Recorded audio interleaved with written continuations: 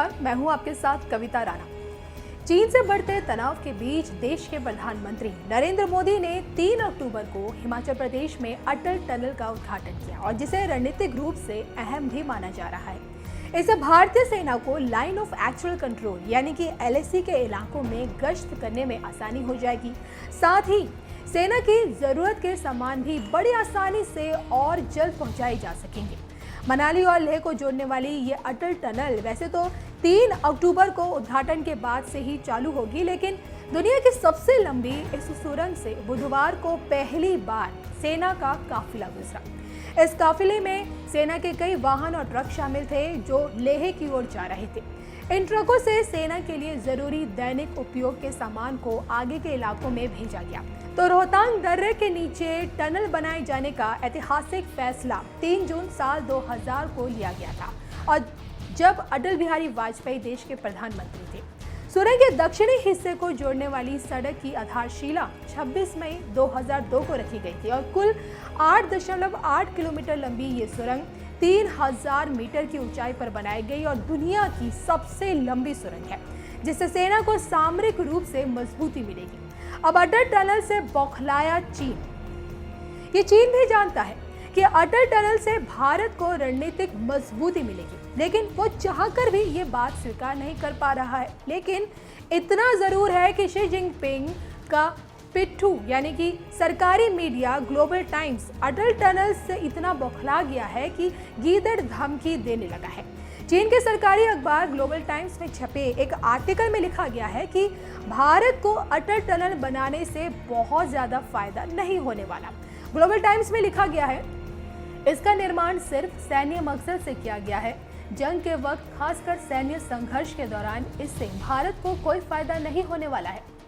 PLA के पास इस सुरंग को बेकार करने के कई तरीके हैं। भारत और चीन के लिए यही बेहतर है कि दोनों एक दूसरे के साथ शांतिपूर्ण तरीके से रहें। तो चीनी मीडिया भले ही अपनी आदत के मुताबिक गीदड़ भभकी देता रहे, लेकिन देश के रक्षा मंत्री राजनाथ सिंह का ऐसा मानना है कि सामरिक रूप से अहम अटल सुरंग भारत की सीमाओं की रक्षा करने वाले सशस्त्र बलों और पुनर्वास क्षेत्रों में रहने वाले लोगों के लिए पूर्ण रूप से समर्पित है। पहाड़ काटकर बनाए गए इस टनल के रास्ते खाद्य सामग्री, हथियार और अन्य जरूरी सामान भारतीय सेना तक तेजी से पहुंचाया जाएगा।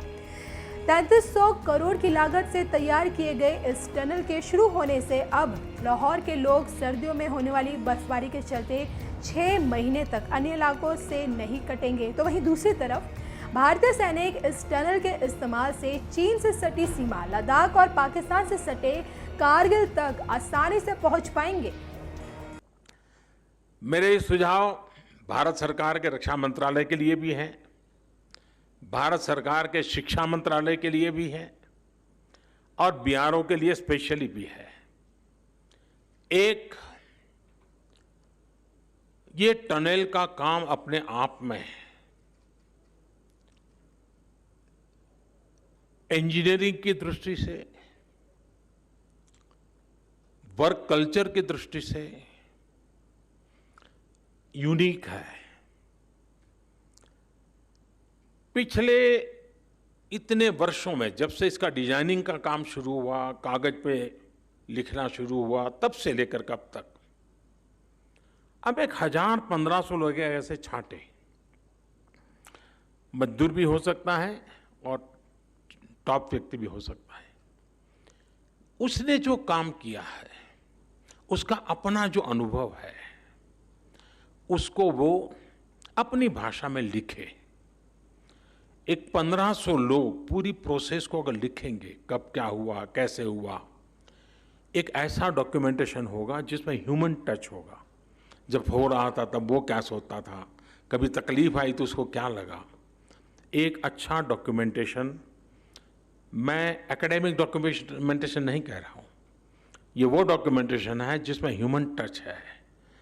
किसी मजदूर काम करता होगा, उस दिन खाना नहीं पहुंचा होगा, कैसे काम किया होगा, उस बात का भी बड़ा महत्व होता है। कभी कोई सामान पहुंचने वाला होगा, बर्फ के कारण पहुंचा नहीं होगा, कैसे काम किया होगा। कभी कोई इंजीनियरिंग चैलेंज आया होगा, कैसे किया होगा। मैं चाहूंगा कि कम से कम 1500 लोग हर स्तर पे काम करने वाले 5 पेज, 6 पेज, 10 पेज अपना अनुभव लिखे। किसी एक व्यक्ति को जिम्मेवारी दीजिए, फिर उसको थोड़ा ठीक ठाक करके लैंग्वेज वगैरह करके एक डॉक्यूमेंटेशन करना चाहिए। और छापने की जरूरत नहीं है, डिजिटली बना देंगे तो भी चलेगा। दूसरा, मेरा शिक्षा मंत्रालय से आग्रह है कि हमारे देश में जितने भी टेक्निकल और इंजीनियरिंग से जुड़ी यूनिवर्सिटीज हैं, उन यूनिवर्सिटीज के बच्चों को केस स्टडी का काम दिया जाए और हर वर्ष एक एक यूनिवर्सिटी से 8-10 बच्चों की एक बैच यहाँ आए। केस स्टडी ये कैसे कल्पना हुई, कैसे बना, कैसे चुनौती आई, कैसे रास्ते निकाले, और दुनिया में सबसे ऊंची और सबसे लंबी जगह पे विश्व में नाम कमाने वाली इस टनल का इंजीनियरिंग नॉलेज हमारे देश के स्टूडेंट्स को होना ही चाहिए।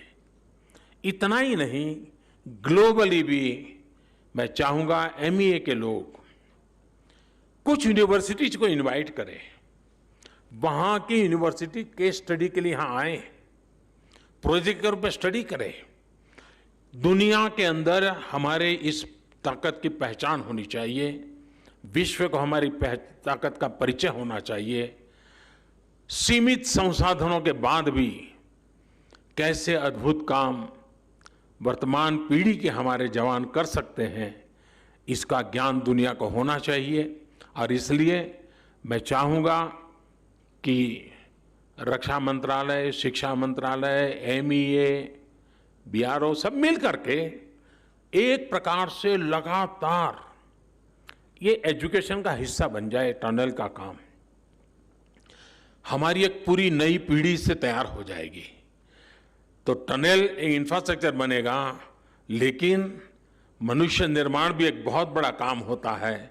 हमारे उत्तम इंजीनियर बनाने का काम भी ये टनल कर सकती है, और उस दिशा में भी हम काम करें। मैं फिर एक बार आप सबको बहुत बहुत बधाई देता हूं, बहुत बहुत धन्यवाद देता हूं, और मैं उन जवानों का अभिनंदन करता हूं जिन्होंने इस काम को बखूबी निभाया है, बखूबी पूरा किया है और देश का मान बढ़ाया है। बहुत बहुत धन्यवाद।